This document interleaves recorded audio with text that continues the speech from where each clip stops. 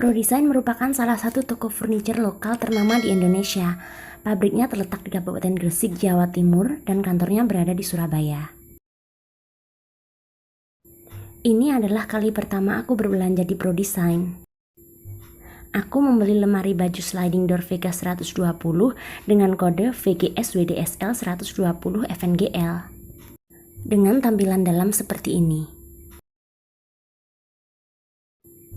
Review.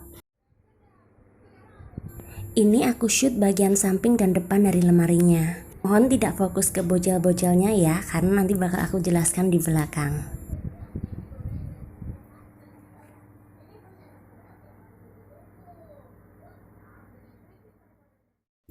Bagian belakangnya kayak cuma terbuat dari lembaran tipis gitu. Tapi meskipun bagian belakang, estetikanya tetap diperhatikan, finishingnya tetap dibuat bagus. Jadi kalau mau dijadikan sekat pun bisa tetap estetik. Seperti sudah aku jelaskan di video pemasangan, bagian belakang ini terbagi menjadi 3 papan. Yang pertama adalah ini. Bagian ini lebarnya adalah selebar rangka tengah dari lemari. Bagian kedua dan ketiga digabungkan dengan selotip bening. Bagian tepi atas dari papan-papan ini disatukan dengan beberapa sekrup ke bagian utama lemari. Sementara di bagian tepi kiri, kanan, dan bawahnya diberi sekrup dengan model seperti ini untuk menahan agar papan tipis tersebut bisa menempel dengan sempurna ke bagian utama lemari. Letaknya bisa diubah-ubah, diposisikan di bagian yang sekiranya kurang menempel ke bagian utama. Ini tampilan sekrupnya dari dekat, unik sih menurutku. Papan memanjang ini juga digunakan untuk menunjang papan belakang agar lebih kuat.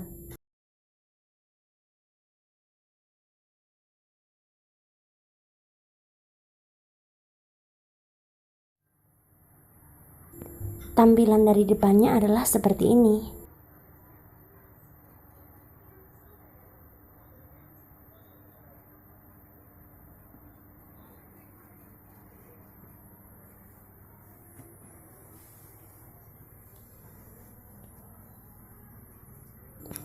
Di bagian sisi-sisi cerminnya dibentuk menyerong seperti ini untuk memperindah tampilan. Cerminnya dibagi menjadi 2 bagian dan sekat antara keduanya dihiasi dengan logam seperti ini. Sepertinya sih stainless steel. Handle-nya sepertinya juga terbuat dari stainless steel. Bentuknya kotak kayak gini, menurutku sih klasik ya. Untuk kuncinya biasa saja, standar.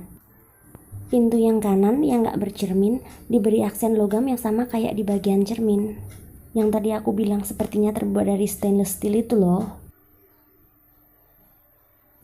Bagian kanan ini handle dan kuncinya juga sama.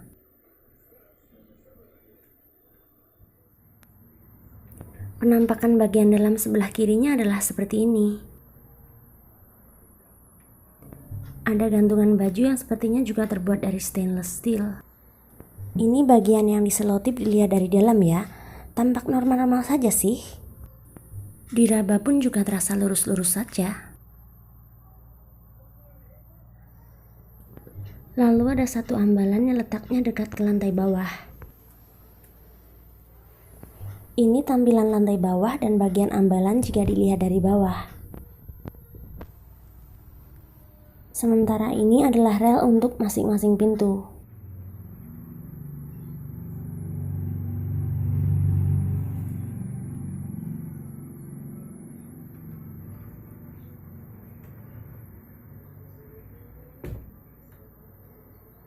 Bagian kanan ini terdiri dari 3 ambalan dengan 1 ambalan bersatu dengan laci.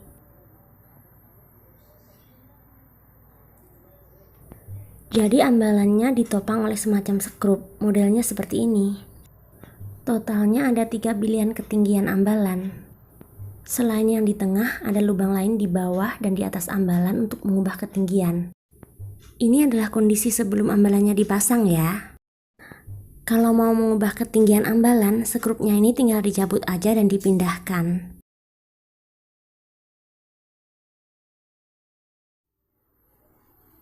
Kalau yang ini adalah bagian ambalan yang bersatu dengan laci. Tampilan lacinya standar seperti ini.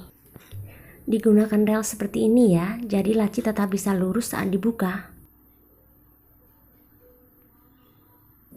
Alas bagian dalam ini setipis penutup belakang lemari dan ditahan juga pakai sekrup yang sejenis. Kunci lacinya juga standar aja bentuknya. Saat ditutup agak mengganjal seperti ini, tapi kata suamiku sebenarnya masih sangat bisa dibenerin. Tapi aku cukup terima dengan ini, jadi aku nggak minta dibenerin, hehehe. Ya, yang penting bisa dikunci lah. Ambalan yang bawah ini pun juga sama dengan yang atas, terdapat 3 pilihan ketinggian. Ini relnya dilihat dari pintu ini. Di sela-sela antara kedua pintu ini sebenarnya ada rodanya, cuma nggak kelihatan dari video ini.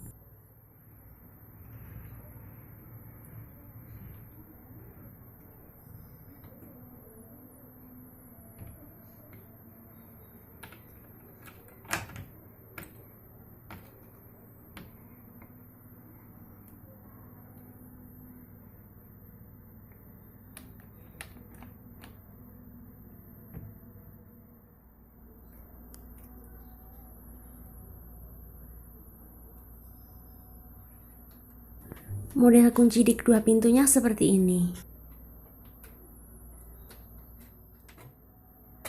Gantungannya ini cuma dijantolin seperti ini, nggak ada penguncinya.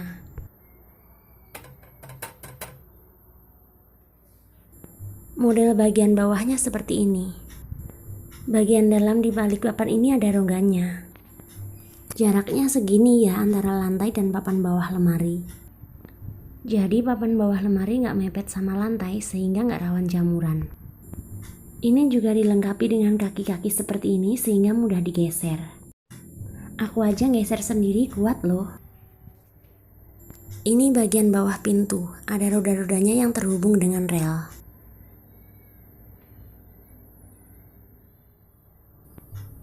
Di masing-masing pintunya diberi 3 bantalan karet seperti ini. Fungsinya adalah untuk meredam benturan saat ditutup.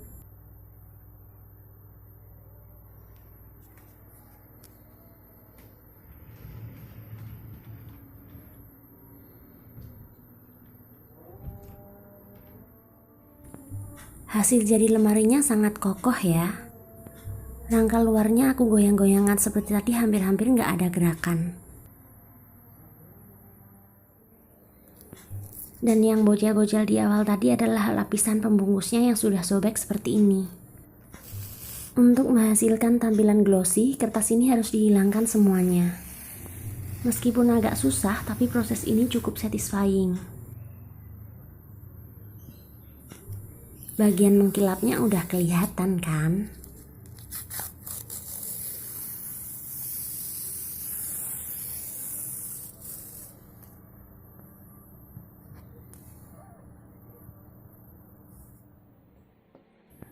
Sebenarnya ini bisa nggak dicopot jika kalian memang menginginkan tampilan doff. Tapi kalau terlanjur bocel ya mending sekalian dicopot ya. Kalau aku sih dari awal memang menginginkan tampilan glossy karena menurutku terlihat lebih mewah.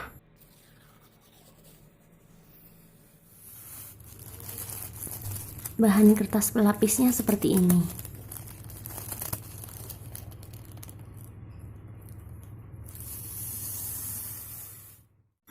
Dan inilah tampilan akhirnya dari depan. Jarak antar ambalannya terlihat sangat luas. Dan ambalannya sendiri pun juga cukup luas. Lebarnya kurang lebih 46 cm dan kedalamannya 40 cm. Karena rangka tengahnya nggak tepat di tengah-tengah, sementara pintunya dibagi tepat di tengah-tengah, jadi bagian kiri atau bagian gantungannya nggak bisa terbuka 100%. Seperti bisa kita lihat di foto ini. Terima kasih, jangan lupa like, comment, share, dan subscribe.